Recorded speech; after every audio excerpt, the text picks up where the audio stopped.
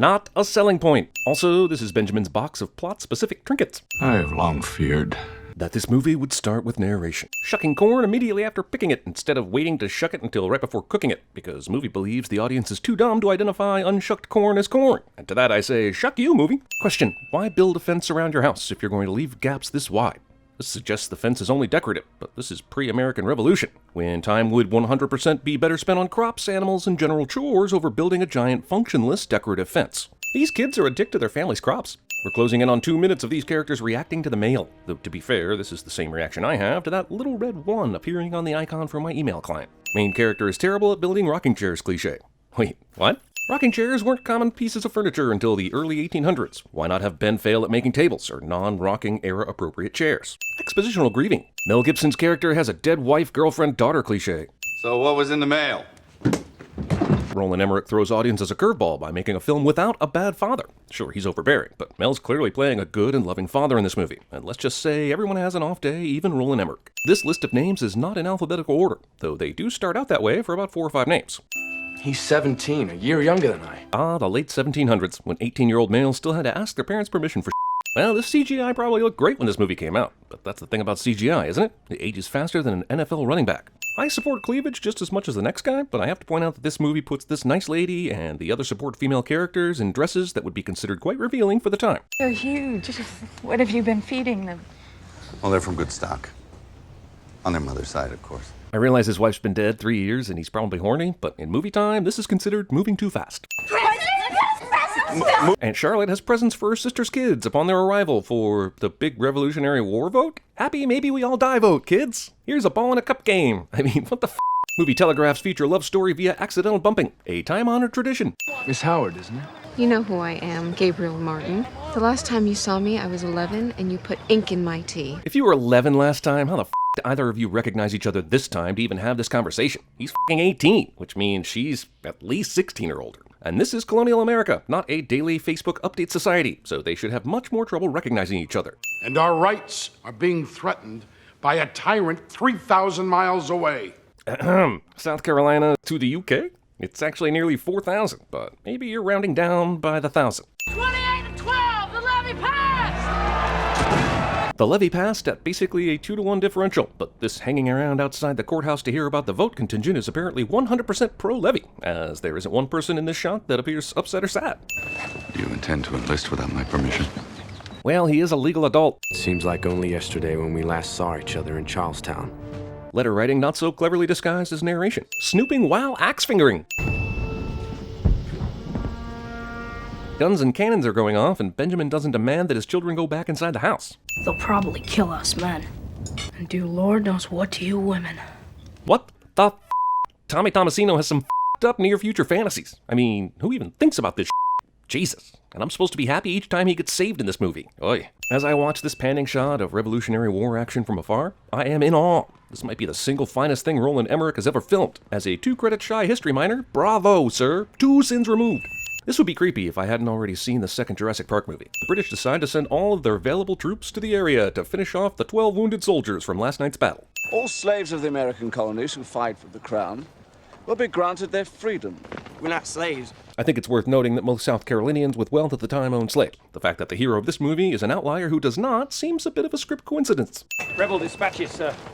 They were so poorly hidden in this humongous house that I found them in seconds. Also, goddamn Heath Ledger's character, hide that important shit when you show up at home, or tell your dad to hide it. Jesus. Colonel. Father. God damn it, you kept up the ruse all this way only to ruin it with an impulsive father. This kid is stupid as hell, and honestly, the entire rest of the movie, including Mel's involvement, is due to this kid's stupidity. You could argue that, as this movie presents things, the Americans would have lost their war for independence if this one South Carolina guy's kid hadn't so foolishly gotten himself killed. Luckily for Ben, none of his weapons were damaged in that fire. Not only that, he's able to walk out of the house like it isn't even on fire. Hopefully this is a sign that the Martins can still live in their house and peacefully coexist with the fire. This rescue is badass, and it makes sense. Yes, a farmer in 1776 would have taught his sons to shoot. And yes, he would definitely know the nearby terrain better than the British. I'm taking 1 cent off, goddammit! I don't know a lot about guns, but I would assume these rifles would be challenging to aim. Yet Benjamin and his 2 sons continue to shoot dead every one of their targets. It's like they're anti-stormtroopers. These British troops are adhering to the fight the good guy one at a time rule that all bad guys must adhere to in every movie that will be made until the end of time. If you look up overkill in the video dictionary, this clip comes up immediately. I mean, let's count the axe blows he levels on this fool, shall we? Just for posterity. 1, 2, 3, 4, 5. Too many! And childhood trauma counseling as an industry was thusly born. Also, this is Roland Emmerich's first rated R film since Universal Soldier, and it's basically just for this one scene, I think. There's some more violence later and blood, but no boobs or F-bombs or even S-bombs. Is S-bombs a thing? Because it should be, even if it's not. This motherfucker is still alive enough to move his eyes and head before apparently dying. The stab wounds didn't kill him. The cinematographer's close-up did. Forgiveth our sins. I'll see what I can do. You're safe now. Try to sleep. In a few days, we'll all be nearly killed and have to flee, but for now, sleep, child. You've done nothing for which you should be ashamed. Your place is here now. I'm going back. I'm a soldier, it's my duty. Yep, nearly 3-hour movie has time to repeat basically the same argument they had when he first enlisted. Also, maybe the title of this film actually refers to Gabriel. Thankfully, Heath Ledger gets to avoid this obviously deadly battle because he decided to go trespassing for funsies. Even though Gabriel left a few hours before Benjamin did, Benjamin still had enough time to catch up to Gabriel, find him in this house, and Batman behind him, only for Gabe to hardly react to the obvious surprise of seeing his father behind him. I'm not going back. But more importantly, how the f*** did you find him? Even if you knew what unit he was in, you'd have to have shown up hours ago and stalked him to show up here and now, no? This extended bloody military hospital shot is intended to make you puke. I honestly can't think of any other reason this shot exists. You actually trust the French to keep their word. That's Francis. Casual triple hanging is casual. Also, these people had a church service before cutting down these hanging victims. We are here to pray for the souls of those men hanging outside. Why didn't you cut them down before praying for them? Movie kind of rips off Rudy, but takes its sweet-ass time doing so, and I'm this close to just adding 50 sins for frustration, though I'm holding off for now.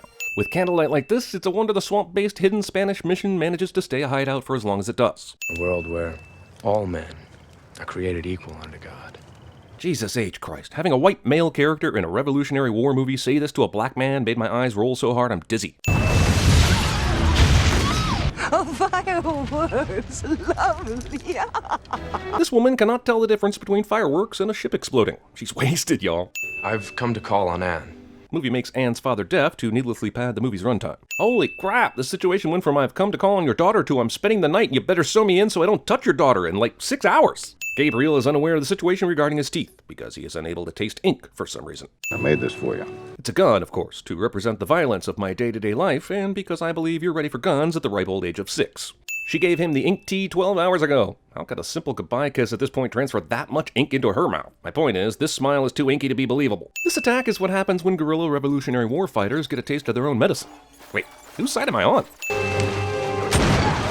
Movie continues to overestimate the range of the flintlock pistol. This is one of the best scenes in the movie. Mel shows up with Cornwallis's dogs and bargains a prisoner exchange, even though he has no British prisoners. And after all is said and done, the prisoners are released and the dogs leave Cornwallis and stay with Gibson and friends. Priceless. My question is, how the f*** did they get those dogs so bonded with them in a few days with just meat and bones? Aren't dogs loyal? We never get any indication that Cornwallis mistreated them or anything.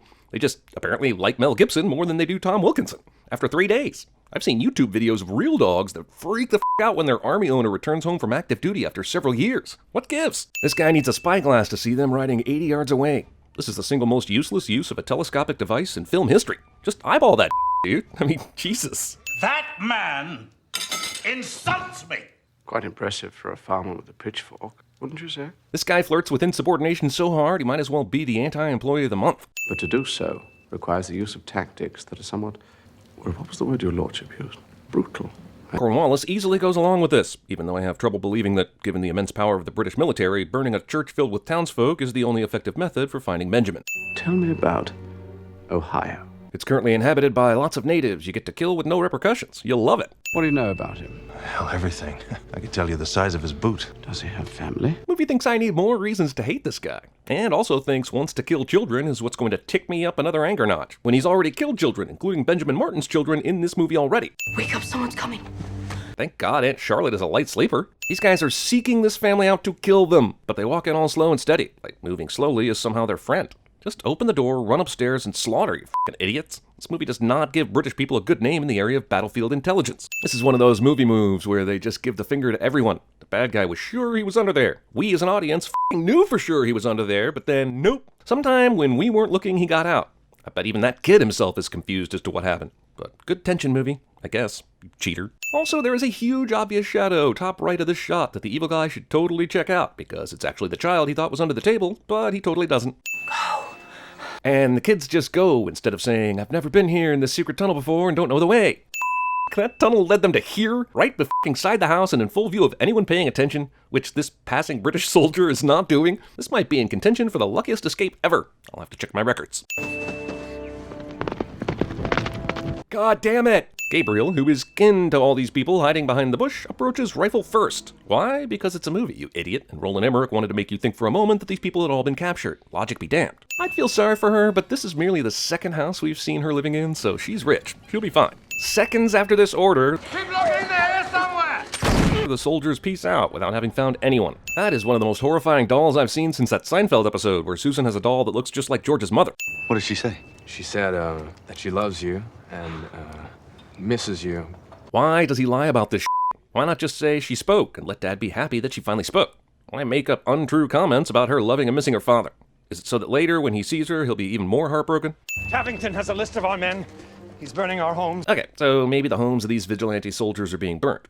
Well, that's terrible and tragic. But more importantly, who wrote down a list of your names? And who gave it to Tavington? You've been an off-books rogue outfit from the start. Only one of you here on the inside could have written down all the family names and addresses of the participants. Knowing this British asshole killed children is not enough. We apparently also need to see dead children on screen to get the point. Finding out his family is dead leads this guy to shoot himself in the head. And I just want to point out that the movie does nowhere near enough to show his friends and fellow soldiers dealing with witnessing that kind of trauma. Yeah, sure. We get some sad faces, but I'm telling you firsthand, witnessing a suicide or even its aftermath would a person up. Why does the only recently speaking daughter distrust her dad? Why, silly viewer, we're never told, obviously. They're from good stock on their father's side. Hey, remember when Benjamin said that to Charlotte earlier? I don't, because that happened 8,000 hours ago. Finally safe in the African-American beach paradise, this family sleeps together, and I do not know how either of these adults in this shot get any sleep at all, given the arrangement. Kids? Sure, they're good. They sleep pretty much no matter what, and they move around a lot, making this shot even less believable. Oh wait, he's not asleep, and she's not asleep, and somehow that feels even worse.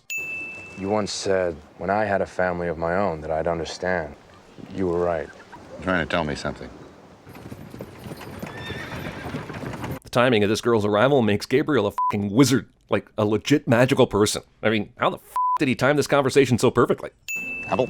The director said, hey, let's have you eat an apple in this shot and share it with your son, since everything about this particular moment in the film and its timing is actually an asshole. Thank God the local clergyman was part of the militia. Otherwise, this ceremony would have to have been officiated by some internet-certified underqualified person like Joey Tribbiani. Also, was Gabriel traveling as a militia guy with a white suit for marriage purposes? Or did his bride's family bring that with them and somehow perfectly guess his measurements? It's a free country.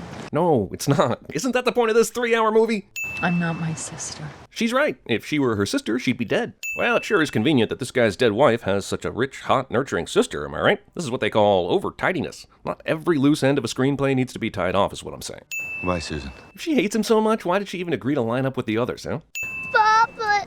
Oh, screw you, movie. You blew your wad on this emotional moment ages ago. I will not give in to my base emotions just because you put a little girl on screen that is...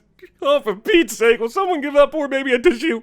4 would have been better. What's worse, these assholes showing up just after Mel Gibson says this, or them showing up all at once? Where else do I get the opportunity to kill a few redcoats? Perhaps a few wounded ones when you're not looking? Haha, yes. Let's only have morals when they are convenient to the story. Colonel Tavington wishes to address the whole village. Worst honeymoon ever. Oh, you feel bad about your choices now, but not back when you allied yourself with the devil. F you, dude. I don't care if you were on Firefly. The British asshole burned the entire village, but apparently didn't think to come back by and check for mourning loved ones. Benjamin is able to find a small piece of jewelry in this pile of soot, ash, and death. That asshole Gabriel took off after the British murderers, but only so recently as to be easily followed. It's almost a shame Heath Ledger will always be most known for the Joker, because even though he killed the Joker, he was really good in like Brokeback Mountain and this movie. How the f*** did that guy just sense that Gabriel was above him and about to kill him? Super hearing? And how did he know to wait between the time Gabriel showed up and the moment he decided to attack? I'm sorry about Thomas. Oh, son, that wasn't your fault. That was mine. It was Thomas's fault, if we really want to talk about it. He was the one who decided to be a dumbass when it was most important to not be a dumbass. So now you've lost both your 2 eldest sons to this war. Keep going or give up? I think we know what he's going to choose, but only because it's a movie and I don't actually have a good transition shot here, boss, so I guess we just fade to black for a moment. Why do men feel they can justify death? Well, suddenly philosophical Benjamin, ask your former self that apparently utterly ravaged the Native American outpost. He might know. Even though Benjamin spied that flag and made up his mind yesterday, he waited dramatically before riding up today bearing that flag for an emotional moment. Also, this is the braveheartiest moment in this entire film. Remember colonial Americans? They can never take your freedom! Does he ever use any normal bullets? If I die, I will die well dressed. Or he will die uncomfortable. There are 2 ways to skin that cat. I'm honored to have you with us. Oh, I forgot about how the Revolutionary War ended bigotry and slavery. I fooled him with the old, we have a bunch of guys over this hill you foolishly ran over routine. Classic. 2 whole minutes of marching. Benjamin remains hyper-focused on Tabington, yet no other British regular comes up to kill or fight him. Benjamin tosses his gun aside because he now has the ultimate weapon, the American flag. The only time in the history of America where waving a flag like this fired up anything other than a college football crowd. Will Hunting himself could sit down and calculate the odds Ben Martin would ultimately square off with this British asshole on the battlefield, and he would have called those odds astronomical, and yet here we are. Oh look, he did the same "you thought I was dead but I fooled you" kill move on this guy that this guy did to his son Gabriel. Talk about coming full circle. We named him Gabriel. Not Thomas. That kid was an idiot.